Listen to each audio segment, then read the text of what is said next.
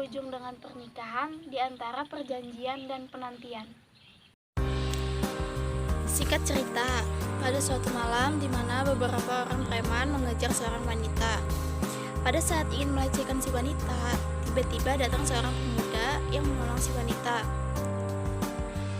Setelah pemuda itu melumpuhkan semua preman, pemuda itu berniat ingin mengantarkan si wanita pulang ke rumahnya. Wanita itu pun mau dan mengikuti pemuda itu. Pada saat di tengah perjalanan, wanita itu tiba-tiba ingin melompat dari mobil si pemuda karena ia berpikir bahwa dirinya sudah kotor dan hina, ia tidak pantas hidup. Kemudian pemuda itu menghentikan mobilnya di pinggir jalan untuk menahan tangan si wanita agar tidak lompat dari mobil si pemuda. Tetapi mereka tidak menyadari posisi mereka bahwa mereka itu sangat dekat sehingga menimbulkan fitnah. Ada beberapa warga yang melihat kejadian itu. Warga itu mengira bahwa mereka melakukan perbuatan mesum, sehingga mereka dihakimi warga. Warga meminta agar mereka menghubungi orang tua mereka masing-masing.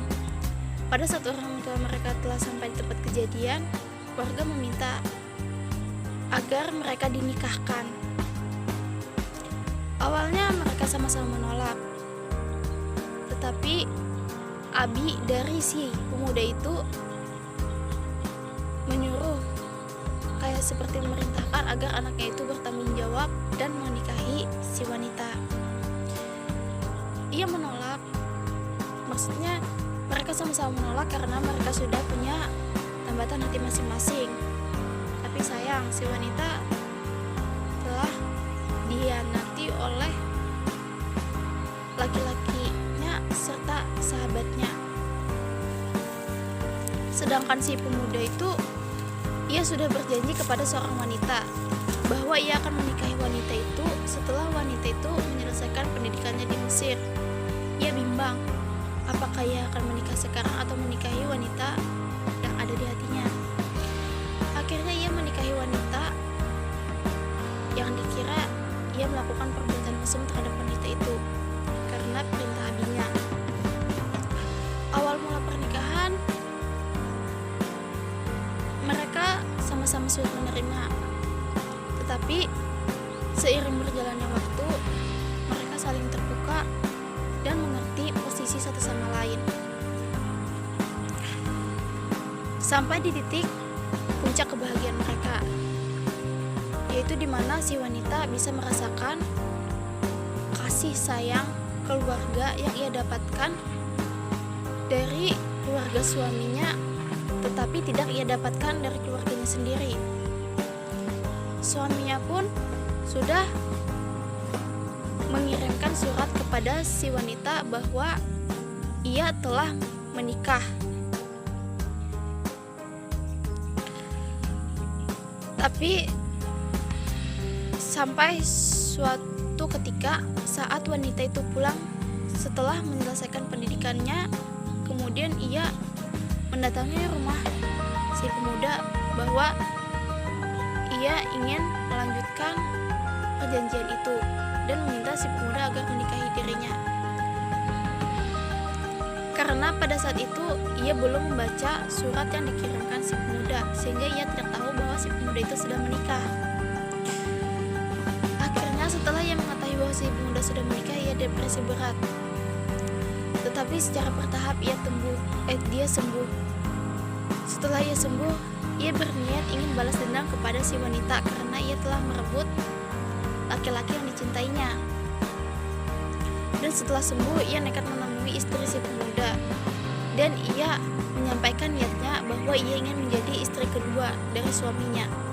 Otomatis si perempuan itu tidak mau untuk mengizinkan suaminya menikahi si wanita itu. Akhirnya si wanita itu menasihati agar ia tidak mengharapkan suaminya lagi dan mencoba mengikhlaskan dan mencari kebahagiaan pada pria lain. Akhirnya ia pun setuju dan ia pergi dari tempat itu. Sampai pada suatu saat di mana sahabat si pemuda mengkitbah si wanita tersebut, dan pada akhirnya mereka berteman. Jadi kelebihan dari cerita ini yaitu adalah kopernya yang menarik. Kemudian di sini juga mengajarkan remaja tentang apa itu artinya persahabatan, pengorbanan, dan kesetiaan. Kemudian di sini juga alurnya mudah dimengerti serta tokohnya yang mudah dideskripsikan. Jadi amanat yang bisa saya ambil dalam cerita ini yaitu adalah setiap cobaan pasti ada jalan keluarnya, entah itu sedih, senang, bahagia, ataupun duka. Kita sebagai makhluk ciptaan Tuhan kita hanya bisa berencana, tapi yang menentukan adalah Tuhan kita. Kita sebagai makhluknya tidak boleh berburuk sangka jika rencana kita tidak sesuai dengan kehendak kita, karena apa yang terbaik untuk kita itulah yang akan Allah berikan untuk kita. Jadi kita sebagai manusia hanya bisa berdoa dan berusaha, selebihnya itu kita serahkan kepada Tuhan kita yang mengetahui segala sesuatu yang terbaik untuk hamba-hambanya. Kemudian di sini kita harus ikhlas. Kita harus ikhlas apa yang tidak menjadi milik kita, dan kita mensyukuri apa yang menjadi milik kita. Semua rencana Tuhan itu indah, dan kita akan merasakan jika waktu itu tiba. Sekian yang bisa dapat saya sampaikan. Assalamualaikum warahmatullahi wabarakatuh.